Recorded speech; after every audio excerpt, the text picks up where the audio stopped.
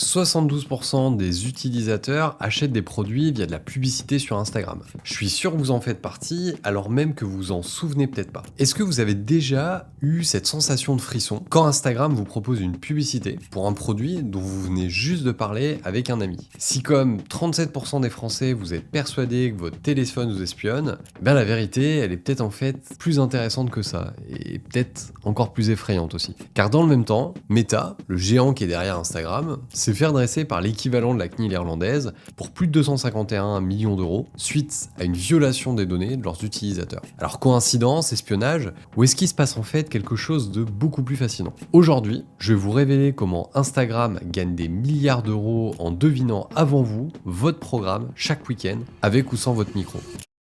Si vous pensez encore qu'Instagram n'est qu'une application de partage de photos, vous avez tout faux. Derrière votre feed, il y a tout un système de collecte de données dont le seul et unique objectif est de mieux vous proposer de la publicité. On entend souvent, si c'est gratuit, c'est que c'est toi le produit. Mais concrètement, qu'est-ce que ça signifie? Comme beaucoup d'autres applications, telles que TikTok, Facebook, même YouTube, Instagram est gratuit. Mais l'économie de ces géants du web, elle va donc devoir se construire sur cette merveilleuse invention qui est la publicité. Et pour vendre des pubs efficaces, Instagram a besoin de savoir qui vous êtes, vos centres d'intérêt, vos achats récents, vos projets de voyage. Et le moins qu'on puisse dire, c'est qu'ils sont particulièrement doués pour cibler les publicités. En 2023, Meta, qui est la maison mère d'Instagram, a réalisé plus de 134 milliards de dollars de chiffre d'affaires, et donc 97% provient de cette même publicité. Mais pour être aussi lucrative, Meta a mis au point une mécanique pour le moins redoutable. Instagram vous propose un deal. En échange de sa gratuité, vous payez en offrant en contrepartie vos chères données, qui vont permettre aux annonceurs de vous proposer des publicités ciblées. Sauf que cette gratuité apparente, elle pourrait vous coûter bien plus cher que ce que vous imaginez. Avez-vous déjà réfléchi à combien Instagram devrait vous facturer chaque mois si le réseau social n'était pas financé par la pub? On va faire un petit calcul ensemble. Si chaque application que vous utilisez régulièrement vous coûtait, allez, disons 10 € par mois, ça donnerait quoi? Vous cumulez Instagram, Facebook, YouTube, Spotify, Netflix, TikTok.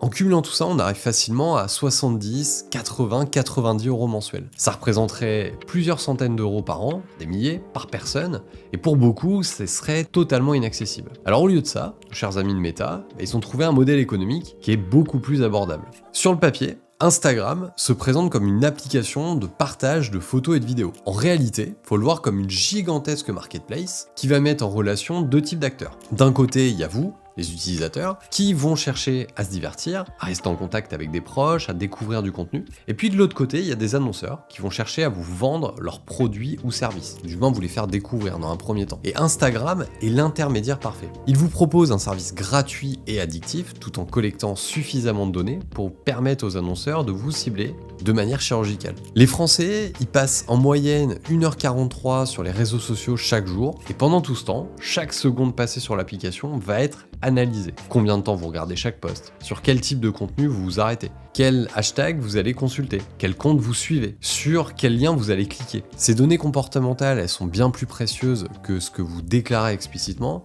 Comme on dit dans le métier, faites pas attention à ce que les gens disent, regardez plutôt ce qu'ils font. Et c'est ce qui rend le système si efficace pour les annonceurs. Ils peuvent créer des publicités ultra ciblées qui correspondent exactement à ce qui vous intéresse et à un moment ultra stratégique. Mais comment Instagram va pouvoir deviner avec tant de précision ce qui vous intéresse, même quand vous n'en avez jamais parlé explicitement sur la plateforme? La réponse, elle va se trouver dans ce que j'appelle le triangle de la prédiction. S'il y a 3 types de signaux que vous envoyez à Instagram, on va commencer par celui qui vous a fait dire justement que vous étiez sans doute sur écoute. Quand vous likez une photo de voyage en Italie, que vous commentez une recette de cuisine ou que vous sauvegardez un tutoriel de jardinage, en fait vous envoyez des signaux très clairs sur vos centres d'intérêt. Mais c'est pas tout. Instagram va également analyser les temps que vous passez à regarder chaque post, même sans les liker, à quel moment vous allez vous arrêter de scroller dans votre feed, si vous allez commencer à zoomer sur une image, si vous regardez une story ou une vidéo, une seconde, ou si à l'inverse vous allez jusqu'au bout. Par exemple, si vous passez 30 secondes à regarder une publication sur la Sicile sans interagir, Instagram comprend quand même que vous avez un intérêt pour l'Italie. Et c'est le nerf de la guerre. Plus vous interagissez avec des types de contenus tels que le voyage, le sport, le do-it-yourself, plus Instagram va comprendre vos centres d'intérêt. Les comptes auxquels vous vous abonnez, les hashtags que vous suivez, les recherches effectuées, tout ça en dit long sur vous. vous. Si vous êtes abonné à plusieurs comptes de fitness, de nutrition et d'équipements sportifs, Instagram va vous classer facilement dans les catégories des personnes intéressées par le sport et le bien-être. Si vous suivez plusieurs comptes sur la Toscane, que vous recherchez que visiter à Florence, l'algorithme il déduit que vous envisagez peut-être un voyage en Italie. Et voilà comment vous commencez à voir des pubs pour des billets d'avion ou des locations de vacances, justement en Toscane. Le temps passé à regarder une story ou un réel, ou si vous regardez une vidéo jusqu'au bout, ça indique à l'algorithme les contenus qui vous captivent. Donc tout ça, ça sert à indiquer à l'algorithme les genres de contenus qui vous intéressent, et donc forcément à vous classifier. Alors maintenant, on va aller un peu plus loin. Comme vous savez, Meta, c'est un gros groupe, possède également Facebook, Messenger, WhatsApp, et si vos comptes Facebook et Instagram sont liés, vos recherches sur Facebook Marketplace vont pouvoir influencer vos publicités sur Instagram et inversement par exemple. Vous tapez tondeuse à gazon sur la marketplace de Facebook, ensuite vous verrez peut-être surgir des publicités de matériel de jardinage sur Instagram. Cette interconnexion des données, elle crée un profil beaucoup plus complexe de vos intérêts et de vos comportements. On n'est plus uniquement sur des interactions sur une plateforme, mais là on va commencer à faire du cross-platform. Et tout ça, c'est pas forcément limité qu'aux apps Meta. Les informations de votre compte, elles sont probablement liées à des dizaines d'autres applications et services qui peuvent tous partager des données avec Meta via leurs différents programmes, donc par exemple Meta for Developers ou Meta Business Suite. Mais voici maintenant l'élément le plus puissant et le moins connu du grand public, je vais parler du pixel Meta. Alors, il y a de nombreux sites web que vous visitez qui intègrent un code de suivi, donc c'est le fameux pixel Meta, dont le but, ça va être d'enregistrer chacune de vos actions sur un site. Concrètement, ça va signifier que Meta va savoir quel site vous visitez, quel produit vous consultez, ce que vous ajoutez à votre panier, si vous complétez un achat par exemple, ou si vous faites une réservation sur un site de booking. Donc, par exemple, vous consultez un hôtel à Florence sur booking.com, où le pixel Meta est installé parce qu'ils font de la publicité sur Meta. Il y a des informations qui vont être envoyées vers les serveurs de Meta, donc Instagram, Facebook, où l'algorithme va essayer de faire un rapprochement entre la donnée qu'il reçoit et un profil sur le réseau social. Et s'il y arrive, ces informations sur vos centres d'intérêt elles vont être sauvegardées et associées à votre profil. Alors Meta va pas pour autant vous envoyer vers tous les sites concurrents de Booking proposant des hôtels similaires parce que sinon, il n'y a aucun annonceur qui mettrait aucun pixel sur son site. En fait, Booking, il va pouvoir vous recibler précisément avec ce même hôtel de Florence. Et puis du côté de Meta, vous allez être placé dans une catégorie d'intérêt, voyage par exemple, ce qui va permettre à d'autres annonceurs plus tard de potentiellement vous cibler.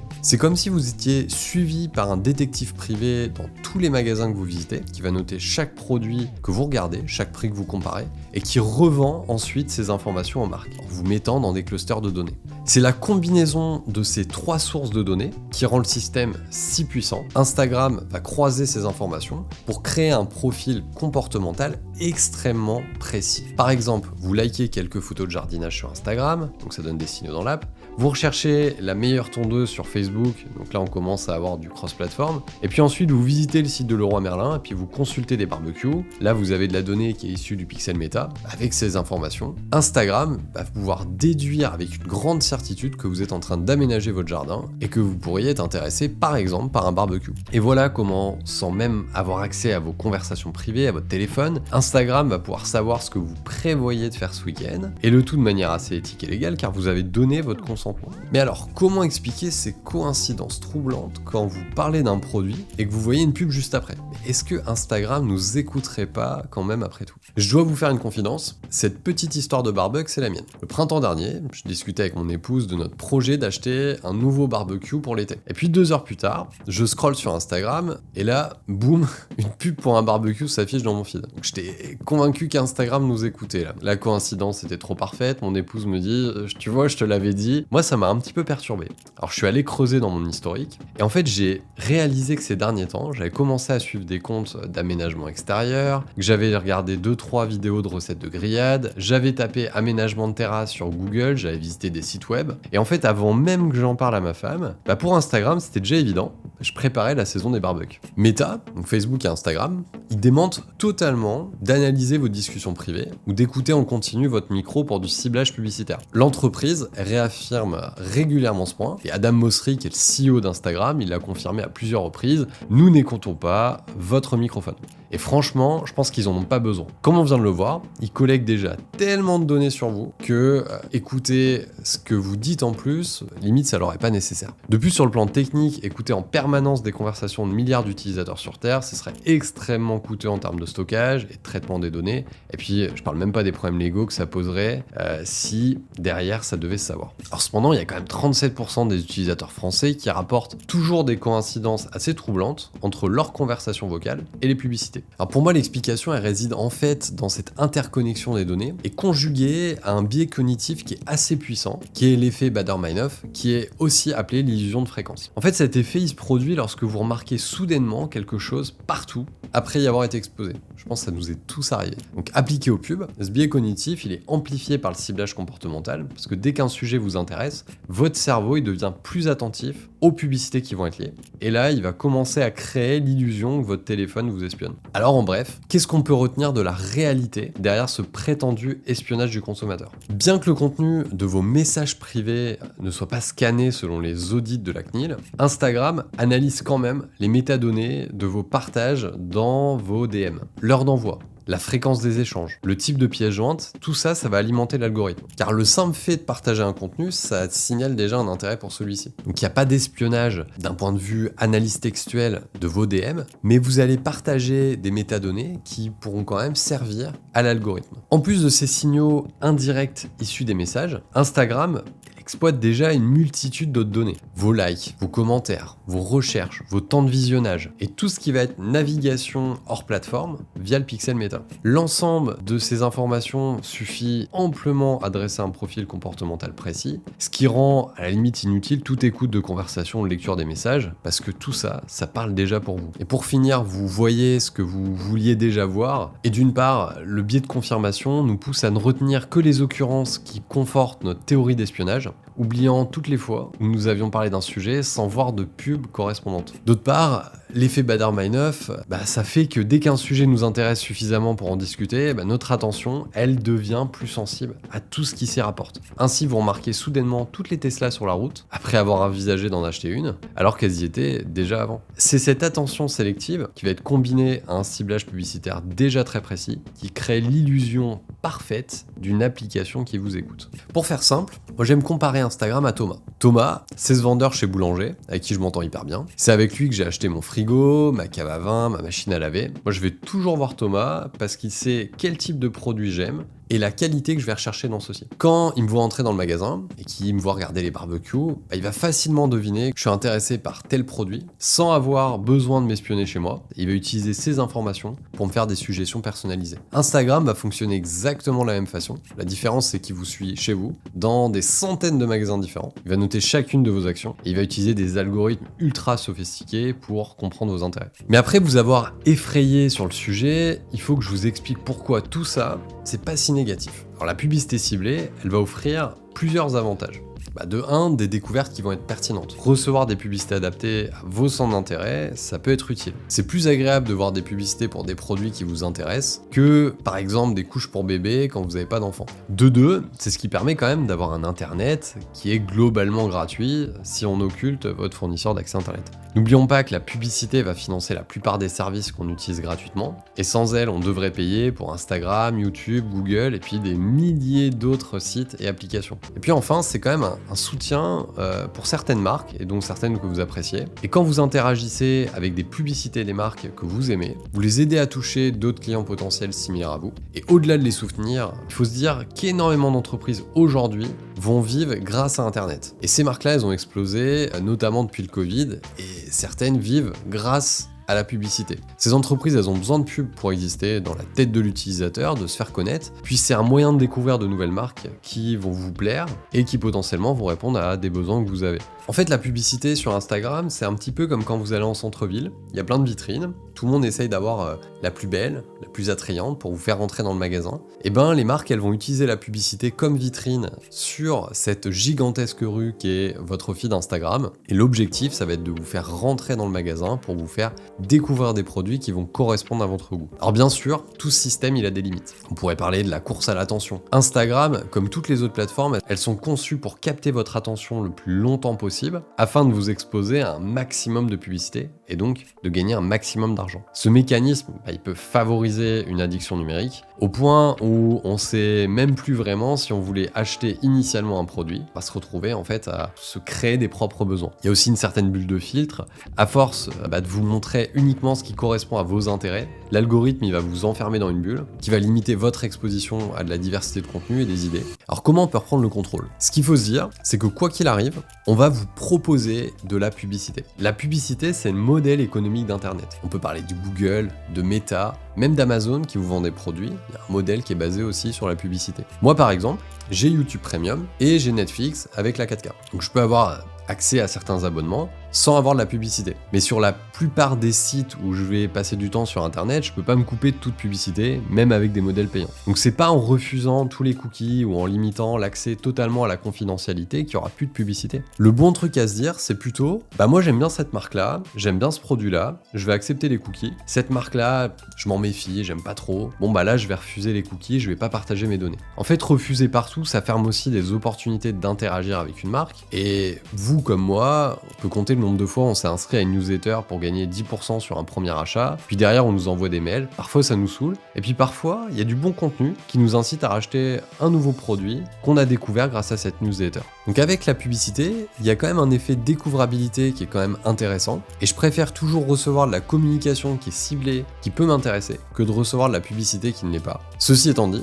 je peux vous donner quand même mes meilleurs conseils pratiques pour trouver un meilleur équilibre. Alors vous avez la possibilité de paramétrer votre confidentialité. Vous pouvez limiter par exemple l'accès à votre localisation dans votre smartphone. Dans les paramètres du téléphone, vous pouvez choisir quelles applications ont accès à votre position. Vous pouvez par exemple choisir uniquement lorsque vous utilisez l'application plutôt que d'être géolocalisé tout le temps. Vous pouvez contrôler les permissions si ça vous rassure. Par exemple, vous pouvez vérifier quelles applications ont accès à votre micro, votre caméra, vos contacts. Et puis de manière générale, vous pouvez désactiver les permissions dont vous n'avez pas besoin. Bien sûr que vous pourrez, quoi qu'il arrive, les réactiver si besoin. Côté Facebook, côté Meta, côté Instagram, vous avez la possibilité, dans les paramètres de confidentialité, de voir quelles informations sont partagées avec les annonceurs et puis de limiter potentiellement certains ciblages. Bien sûr, vous pouvez être sélectif avec les cookies et les accepter uniquement sur les sites que vous citez régulièrement et dont vous appréciez le service. Et puis à l'inverse, les refuser quand vraiment vous n'avez pas du tout envie d'être ciblé par un site en particulier. Vous avez la solution extrême qui est d'utiliser un navigateur orienté vie privée, comme Brave par exemple, pour une navigation plus anonyme. Mais ce qu'il faut se dire, c'est que quoi qu'il arrive, vous allez être exposé à la publicité. Le mieux, c'est donc d'entraîner votre algorithme, un peu comme vous dressez l'algorithme de YouTube pour vous montrer du contenu organique qui vous intéresse. J'espère que cette vidéo va vous intéresser. Vous pouvez faire la même chose pour les publicités. Vous pouvez masquer les publicités qui vous intéressent pas en utilisant les options, souvent qui sont masquer cette publicité, et vous pouvez en expliquer les raisons. Et vous pouvez par contre interagir avec les publicités qui vous intéressent vraiment pour recevoir ensuite davantage de contenu similaire. En fin de compte, Instagram n'a pas besoin de lire vos DM ou d'écouter votre micro. L'algorithme d'Instagram est parfois si précis qu'on dirait qu'il lit dans nos pensées.